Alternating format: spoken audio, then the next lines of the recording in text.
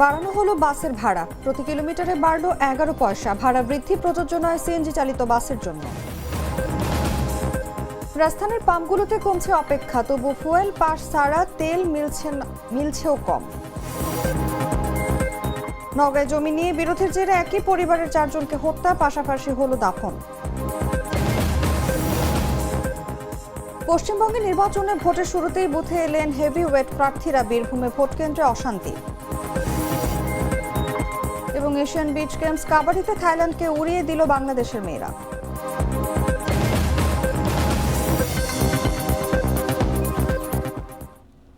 এতক্ষণ শুনছিলেন সংবাদ শিরোনাম। দর্শক আমন্ত্রণ দুপুর 3টার সংবাদে, সঙ্গে আছি আমি অনুভা বিশ্বাস।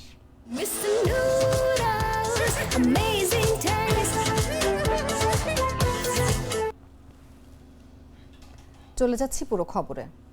ঢাকা এবং চট্টগ্রামের মধ্যে দূরপাল্লার গাড়িতে প্রতি কিলোমিটারে ভাড়া 11 পয়সা ও আন্তঃজেলার প্রতি কিলোমিটারে 11 পয়সা বাড়ানোর সিদ্ধান্ত নেওয়া হয়েছে বলে জানালেন সড়ক পরিবহন ও সেতু মন্ত্রী শেখ রবিউল আলম। বৃহস্পতিবার সচিবালয়ে পরিবহন ভাড়া বাড়ানোর বিষয়ে শ্রমিক মালিকদের সঙ্গে বৈঠক শেষে তিনি একথা জানান। মন্ত্রীর সময় বলেন, ঢাকা এবং চট্টগ্রামের মধ্যে দূরপাল্লার গাড়িতে প্রতি কিলোমিটারে ভাড়া 11 পয়সা বাড়ানোর সিদ্ধান্ত নেওয়া হয়েছে। এছাড়া আন্তঃজেলার প্রতি কিলোমিটারেও বাড়ানো হবে 11 পয়সা। ভাড়া বাড়ানোর সিদ্ধান্ত আজ থেকেই কার্যকর হবে বলে জানিয়েছেন তিনি আরও বলেন, ডিজেল চালিত বাসের ক্ষেত্রে এই সিদ্ধান্ত কার্যকর হবে। সিএনজি চালিত বাসের ক্ষেত্রে ভাড়া বৃদ্ধির বিষয়টি বিবেচিত হবে না। জ্বালানি তেলের দাম কমে গেলে বাস ভাড়া আবার কমবে। তবে রেল ও নৌ পরিবহনের ভাড়া বাড়ানোর বিষয়ে এখনও সিদ্ধান্ত নেওয়া হয়নি। বর্তমানে দেশের দূরপাল্লার রুটের জন্য সরকার নির্ধারিত রয়েছে বাস ভাড়া কিলোমিটার প্রতি 2 টাকা 12 পয়সা। ঢাকা ও চট্টগ্রাম মহানগরীতে বাসের বর্তমান ভাড়া কিলোমিটার প্রতি 2 টাকা 42 পয়সা।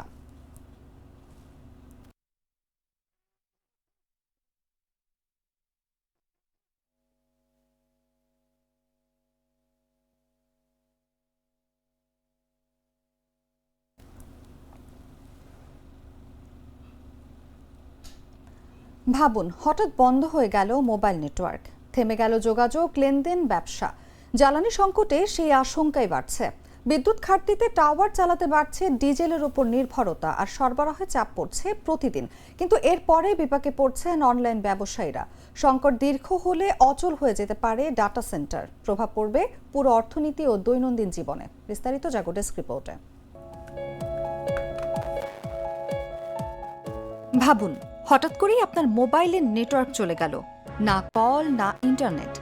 থেমে গেল ব্যবসা, বন্ধ হলো লেনদেন, স্থবির পুরো জীবন। জ্বালানি সংকটকে আমাদের সেই দিকেই ঠেলে দিচ্ছে। এখন হাজারো নারী অনলাইন ব্যবসার উপর নির্ভরশীল। তাদের মতে, লোডশেডিং এর কারণে আগে থেকেই সমস্যায়, এবার মোবাইল নেটওয়ার্কও বন্ধ হলে সংসার চালানোই কঠিন হয়ে পড়বে। একই চিত্র ঢাকার রাইড শেয়ারিং চালকদেরও। ঘন্টার পর ঘন্টা লাইনে দাঁড়িয়ে জ্বালানি সংগ্রহ করতে হয় তাদের।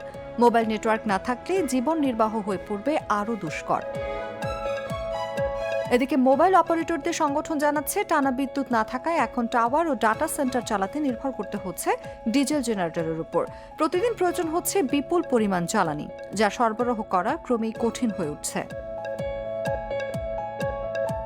সবচেয়ে বড় শঙ্কা ডাটা সেন্টার, কারণ এটি বন্ধ হয়ে গেলে পুরো নেটওয়ার্কই অচল হয়ে যেতে পারে, আর তার প্রভাব পড়বে মোবাইল ব্যাংকিং, ই কমার্স, জরুরি সেবা সবখানেই। বিশ্ববাজারেও অস্থিরতা, বিশেষ করে হরমুজ প্রণালীর সংকট জ্বালানি সরবরাহের চাপ বাড়িয়েছে। যদিও সরকার বলছে পরিস্থিতি নিয়ন্ত্রণে আছে এবং দ্রুত সমাধানের উদ্যোগ নেওয়া হয়েছে। তবে প্রশ্ন থেকেই যায়, যদি সংকট দীর্ঘায়িত হয়, আমরা কি প্রস্তুত? কারণ এখন মোবাইল নেটওয়ার্ক শুধু যোগাযোগ নয়, এটি আমাদের অর্থনীতি ও জীবনের লাইফলাইন। নিউজ ডেস্ক, জাগো নিউজ। মধ্যপ্রাচ্যে যুদ্ধের কারণে অস্থির হয়ে পড়েছে বৈশ্বিক জ্বালানি সরবরাহ ব্যবস্থা। বাংলাদেশেও সাম্প্রতিক সময়ে জ্বালানি তেল নিয়ে অস্থিরতা চলছে। পাম্পগুলোতে সকাল থেকে মধ্যরাত পর্যন্ত যানবাহনের দীর্ঘ সারি দেখা যায়। অনেকে লম্বা সময় অপেক্ষা করেও তেল না পেয়ে ফিরে যান। অনেকে চাহিদা মতো তেল পাননি। এই হাহাকার অবস্থার মধ্যেই বিশ্ববাজারের সঙ্গে সামঞ্জস্য রেখে দেশে জ্বালানির দাম সমন্বয় করেছে জ্বালানি ও খনিজ সম্পদ বিভাগ। গ্রাহকরা যেন প্রয়োজনের অতিরিক্ত তেল নিতে না পারেন, সেজন্য বিভিন্ন পাম্পে চালু করা হয়েছে ফুয়েল পাস। জ্বালানি তেলের মূল্যবৃদ্ধি ও ফুয়েল পাস চালুর পর পাম্পগুলোর সামনে তেল সংগ্রহের দীর্ঘ লাইন কিছুটা কমেছে দীর্ঘ সময় অপেক্ষা শেষে তেল সংগ্রহের চিত্র। তবে যাদের ফুয়েল পাস নেই তারা তেল কম পাচ্ছেন বলে জানিয়েছেন। বৃহস্পতিবার সকালে রাজধানীর বেশ কয়েকটি ফিলিং স্টেশন ঘুরে এবং তেল নিতে অপেক্ষারত যানবাহনের চালকদের সঙ্গে কথা বলে সবশেষ চিত্র জানা যায়। সরেজমিনে পাম্প দুটির সামনে তেল নিতে আসা যানবাহনের লাইনে সাধারণ মানুষদের অপেক্ষা করতেও দেখা গেছে।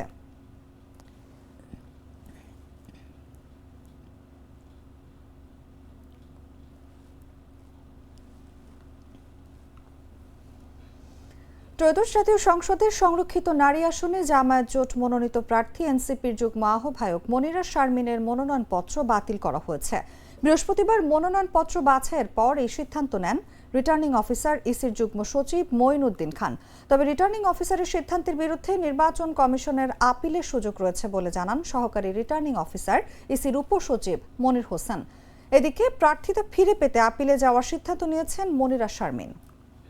আমি এইটার ফলে আসলে আমি আজকের পরে আমি চাই যে আমার আসলে এখানে একটা আপিল করব এবং এটার একটা শুনানির একটা সুযোগ আমি চাই। কারণ আমি চাই এখানে ইনারা তো আসলে কাগজপত্র জমা নিয়েছেন, কিন্তু মানে আমি তো আমার কথাটা বলতে পারিনি।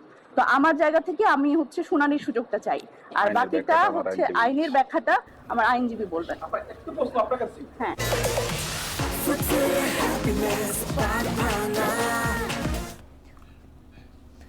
নওগাঁর নিয়ামতপুরে গলা কেটে হত্যাকাণ্ডের শিকার একই পরিবারের 4 সদস্যের দাফন সম্পন্ন হয়েছে। বুধবার বিকেল 5:30টার দিকে উপজেলার বাহাদুরপুর গ্রামে নিজ বাড়ির সামনে পাশাপাশি কবরস্থানে তাদের দাফন করা হয়। এর আগে একই দিন বিকেল 4:30টার দিকে নওগাঁ 250 শয্যা জেনারেল হাসপাতালের মর্গে ময়না তদন্ত শেষে মরদেহগুলো গ্রামের বাড়িতে আনা হয়। জানা যায় অংশ নিতে বাহাদুরপুর গ্রামের বাসিন্দা স্বজন এবং আশেপাশের বিভিন্ন এলাকা থেকে কয়েক হাজার মানুষ জড়ো হন। বাদ আসর জানাজা শেষে মরদেহগুলো দাফন করা হয়। এর আগে সোমবার দিবাগত মধ্যরাতে নিয়ামতপুর উপজেলার বাহাদুরপুর ইউনিয়নের বাহাদুরপুর গ্রামে এই হত্যাকাণ্ড ঘটে। এই ঘটনায় নিহতদের 3 স্বজনকে গ্রেফতার করেছে পুলিশ।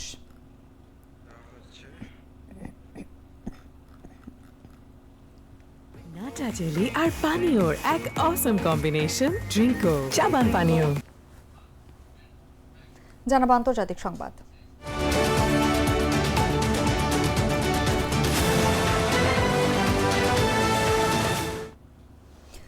পশ্চিমবঙ্গে বিধানসভা নির্বাচনের প্রথম ধাপের ভোট শুরু হয়েছে। সকাল থেকেই ভোট কেন্দ্রে আসতে শুরু করেছেন হেভিওয়েট প্রার্থীরা।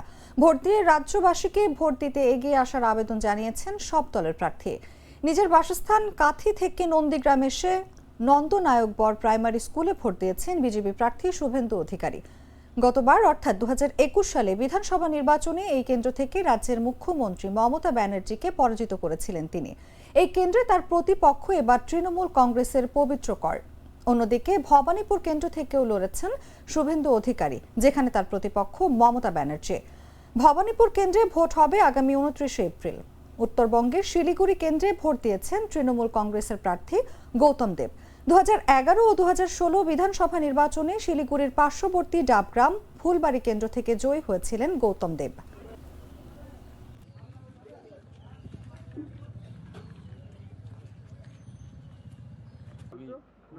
एक में डिस्टर्ब था नॉर्थ कॉन्टाई में, वो भी क्लियर कर दिया। Sir biggest festival of democracy है, सब कुछ अपील करना चाहेंगे लोगों से? शांति से। এদিকে পশ্চিমবঙ্গের নির্বাচনের চেনা ছবি ধরা পড়ল। বেলা বাড়ার সঙ্গে সঙ্গে ভুয়া ভোটার থেকে শুরু করে ভোট কেন্দ্রের সামনে অশান্তির ছবি দেখা গেল। শিলিগুড়িতে 235 নম্বর বুথে এক নারী প্রথমবার ভোট দিতে আসলে তাকে বলা হয় তার ভোট দেওয়া হয়ে গেছে। তিনি জানান প্রথমবার ভোট দিতে গিয়েছিলেন, বুথে গিয়ে জানতে পারেন তার ভোট কেউ আগেই দিয়ে চলে গেছে।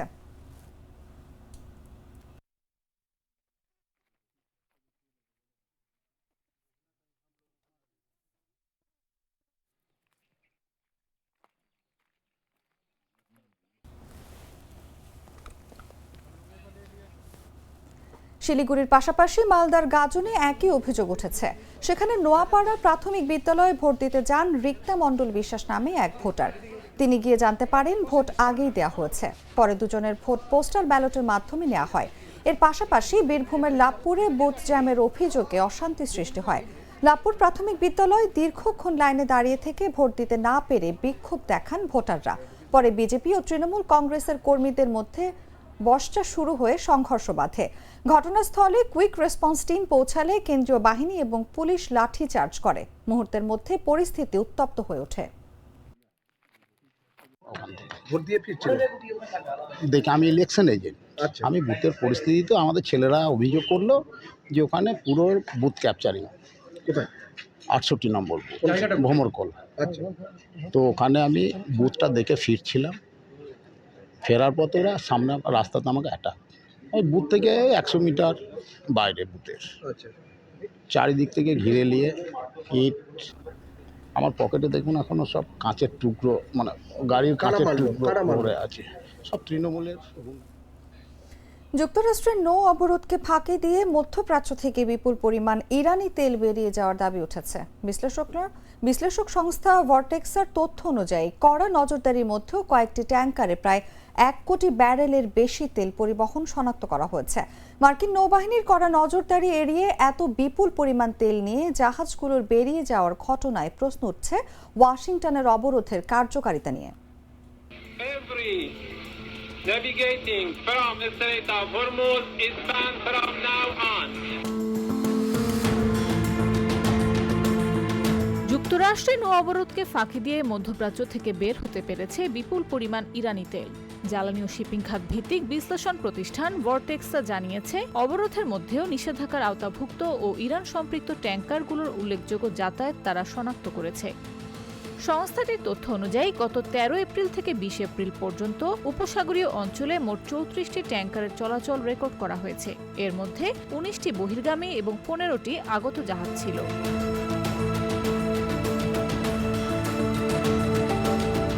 এর মধ্যে অন্তত 6টি বহির্গামী জাহাজে নিশ্চিতভাবে ইরানি অপরিশোধিত তেল বোঝাই ছিল, যার পরিমাণ প্রায় 1 কোটি 7 লাখ ব্যারেল।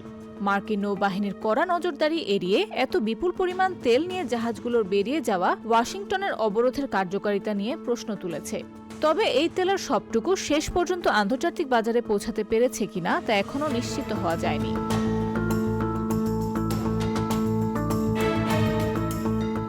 এর আগে গত 13 এপ্রিল থেকে ইরানের সব সমুদ্র বন্দর অবরুদ্ধ করার ঘোষণা দেয় মার্কিন সেন্ট্রাল কমান্ড। ইসলামাবাদে দুই দেশের মধ্যে শান্তি আলোচনা ব্যর্থ হওয়ার পর এই কঠোর পদক্ষেপ নেওয়া হয়। সংবাদ শেষ করব খেলার খবর জানিয়ে।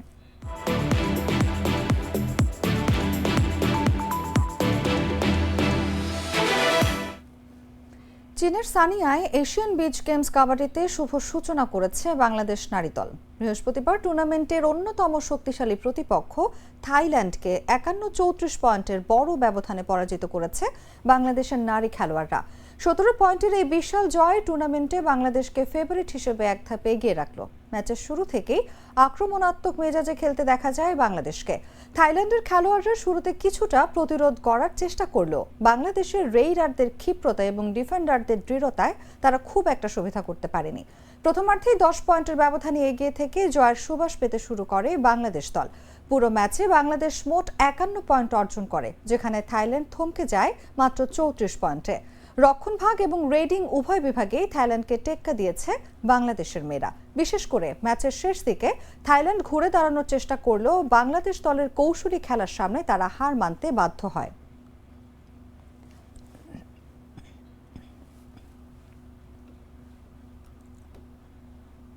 সংবাদ শেষ করার আগে শিরোনামগুলো জানিয়ে দিচ্ছি আরো একবার।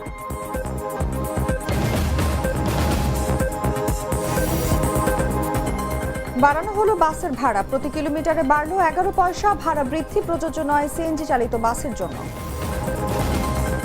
রাজধানীর পাম্পগুলোতে কমছে অপেক্ষা, তবে ফুয়েল পাস ছাড়া তেল মিলছেও কম। নওগাঁয় জমি নিয়ে বিরোধের জের, একই পরিবারের 4 জনকে হত্যা, পাশাপাশি হলো দাফন। পশ্চিমবঙ্গে নির্বাচনে ভোটের শুরুতেই বুথে এলেন হেভিওয়েট প্রার্থীরা, বীরভূমে ভোট কেন্দ্রে অশান্তি। এবং এশিয়ান বিচ গেমস কাবাডিতে থাইল্যান্ডকে উড়িয়ে দিল বাংলাদেশের মেয়েরা।